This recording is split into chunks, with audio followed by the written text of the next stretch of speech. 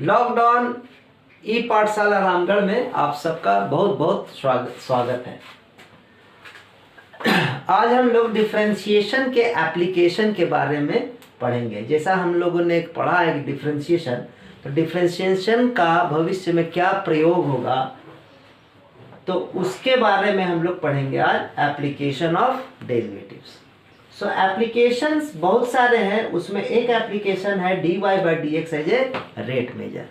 Rate measure कहने का तात्पर्य ये है कि dy बाई डी एक्स को हम लोग किस तरह से और कैसे डिफाइन करें कि किसी भी वस्तु का area, change of area, change of volume हम आसानी से निकाल सकें। जैसे मान लीजिए कि कोई गुब्बारा है, तो गुब्बारा है तो उसका रेडियस होगा, तो जब गुब्बारे को आप फुलाइएगा या उसमें हवा भरिएगा तो उसका एरिया भी बढ़ेगा, है ना। एरिया बढ़ेगा, वॉल्यूम बढ़ेगा, तो वहाँ पर जब एरिया बढ़ेगा और टाइम लगेगा तो वहाँ पर लिखेंगे एरिया चेंजिंग में dA by dt, volume change में लिखेंगे dV बाय dt, और चूंकि रेडियस चेंज हो रहा है इसलिए लिखेंगे dr बाय dt। सो मान लीजिए कि किसी गुब्बारे को फुलाया और कुछ समय के बाद एट इंस्टेंट टाइम उसका रेडियस जो है कुछ सेंटीमीटर बढ़ गया। सपोज कोई गुब्बारा को हम लोगों ने फुलाया और उसका रेडियस जो है पर सेकेंड 3 सेंटीमीटर चेंज हो रहा है। सो dr बाय dt कितना है, 3 सेंटीमीटर पर second. So what is the change in area of the sphere when the radius is 4 centimetre. मान लीजिए तो एरिया चेंज करना है तो एरिया ऑफ स्फीयर क्या होगा, 4 पाई are square.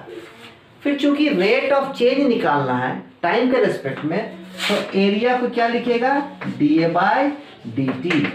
So d bye dt किसके लिए, 4 पाई आर स्क्वायर। सो 4 पाई और आर स्क्वायर के लिए आप क्या लिखेगा, 2r, और r के लिए dr बाय dt। तो 4 2 जब 8 pi r dr by dt। अब 8 pi in the place of r, मान लीजिए कि r 5 सेंटीमीटर है, सो 5 और dr बाई dt जो वैल्यू है कितना है, 3। तो answer 120 pi centimetre square per second. This is the change of area when the radius is 5 centimetre. Clear है, ओके। अब इसी तरह आप जो है एप्लीकेशन ऑफ डेरिवेटिव जब dy by d x as a rate measure बनाएंगे तो एरिया, वॉल्यूम के अलावे वेलोसिटी चेंजेस बनाएंगे, डिस्प्लेसमेंट चेंजेस बनाएंगे, है ना। अब आगे जो है इसका एप्लीकेशन ऑफ डेरिवेटिव के आगे हम लोग पढ़ेंगे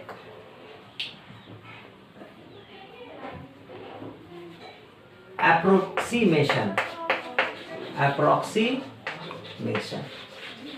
है ना। तो अप्रोक्सीमेशन में क्या पढ़ेंगे, एग्जैक्ट वैल्यू या find the values of the different numbers. Suppose आप जब निकालते हैं स्क्वायर रूट ऑफ 25 तो आसानी से आप कह देते हैं 5, है ना। लेकिन जब हम लोग को निकालना होगा 5.13 या रूट ओवर 5.79, है ना, रूट ओवर 23.8 या क्यूब रूट, है ना। ऐसा टाइप का जब आप प्रॉब्लम बनाएंगे तो ऐसे प्रॉब्लम्स आसानी से सॉल्व होने के लिए हम लोग क्या करेंगे, एप्लीकेशन ऑफ डेरिवेटिव्स का इस्तेमाल करेंगे। इसमें जब हम लोग वैल्यूज बनाएंगे तो f(x) का वैल्यू पुटअप करेंगे, f डैश x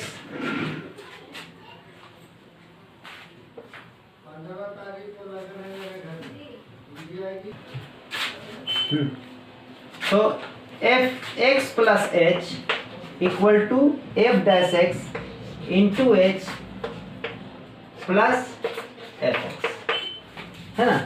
इस मेथड का हम लोग यूज करके ऐसा टाइप का प्रॉब्लम हम लोग सॉल्व कर सकते हैं। जैसे 5.13 या 5.79 या सपोज कीजिए आपके पास 25.89 है ना। सो 5.89 जब सॉल्व करना है आपको तो क्या कीजिएगा, 25 वाला टर्म, क्योंकि रूट ओवर 25 के लिए आपके पास 5 है, इसलिए एफ एक्स को root over x means x equal to 25 आप मानिएगा।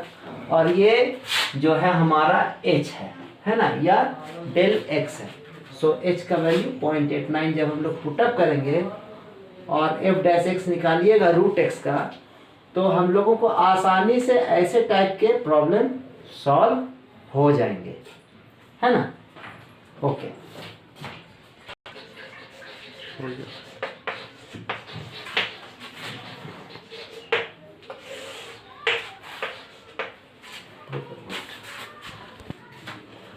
Tangent and normal. सो जब टेंजेंट एंड नॉर्मल आप हम लोग निकालेंगे तो टेंजेंट और नॉर्मल याद कीजिए, ये वाला पॉइंट है मेरा x, y और 2 पॉइंट कहीं x1 y1 है ना, और b x2 y2। सो जब टेंजेंट और नॉर्मल निकालने के लिए भी एप्लीकेशन ऑफ डेरिवेटिव्स का हम लोग उपयोग कर सकते हैं, है ना। तो टेंजेंट नॉर्मल यहाँ कैसे निकालेंगे, तो यहाँ पर निकालेंगे dy बाय dx, है ना। सो 11th क्लास में जब हम लोगों ने पढ़ा था तो वहाँ पर हम लोगों ने निकाला था slope y2 minus y1 upon x2 minus x1 equal to slope, और यहाँ स्लोप को डिफाइन करेंगे dy बाय dx के रूप में। So equation of straight line जब हम लोग वहाँ पढ़े थे तो y minus y1 equals to dy by dx into x minus x1। जैसा स्ट्रेट लाइन में पढ़े थे हम लोग वैसे ही यहाँ पर यूज करेंगे। इक्वेशन ऑफ टेंजेंट निकालने के लिए y minus y1 equal to dy by dx into x minus x1। Either dy by dx is your slope और it is written as tan theta angle, है ना। सो जब tan theta या angle define किया हो तो वहां पर भी हम लोग क्या कर सकते हैं, dy बाय dx लिख सकते हैं। क्लियर है। अब इसी तरह जब हम लोग नॉर्मल निकालेंगे तो नॉर्मल पॉइंट का होगा टेंजेंट पर परपेंडिकुलर होगा। सो टेंजेंट पर परपेंडिकुलर होगा तो हम लोगों ने पढ़ा है to the product of the slope equal to कितना होगा, -1। सो यहाँ पर इक्वेशन ऑफ जब टेंजेंट हम लोग निकालेंगे, equation of tangent at a point, है ना, तो उस पॉइंट पर क्या करेंगे, y minus y1 equals to just inverse हो जाएगा -1 के साथ, so x minus x1 upon minus dy by dx। Clear है। Okay, increasing and decreasing function.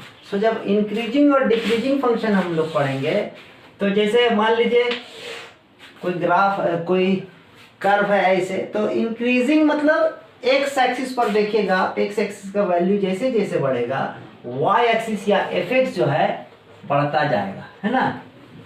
सो इसीलिए इसको कहते हैं इंक्रीजिंग फंक्शन, है ना।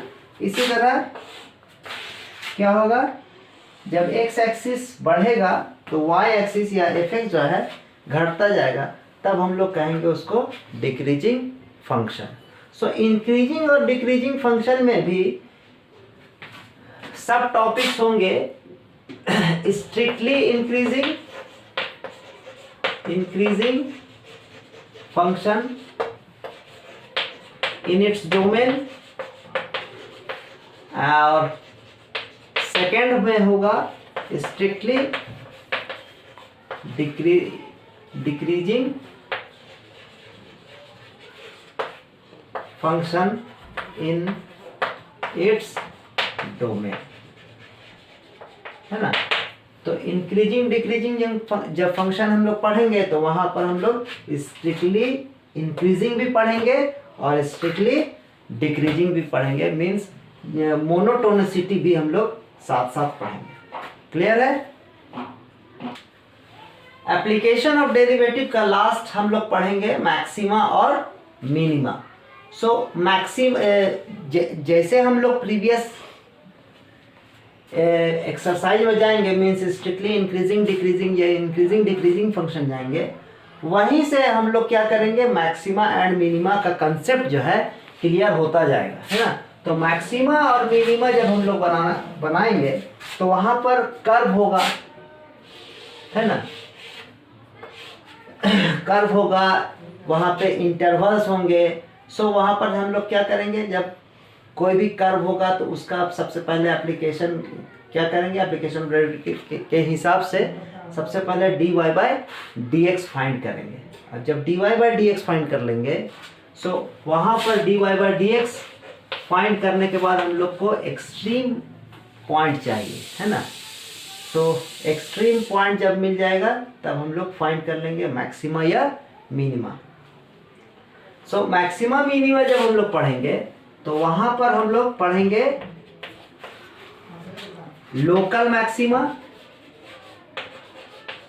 है ना, लोकल मैक्सिमा पढ़ेंगे और उसके बाद पढ़ेंगे लोकल मिनिमा। इसके बाद क्या पढ़ेंगे, absolute maxima and absolute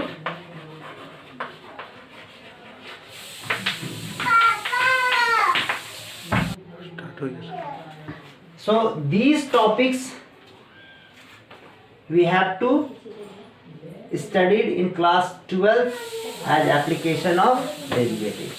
clear है, इतने हम लोगों को एप्लीकेशन ऑफ डेरिवेटिव में पढ़ने हैं।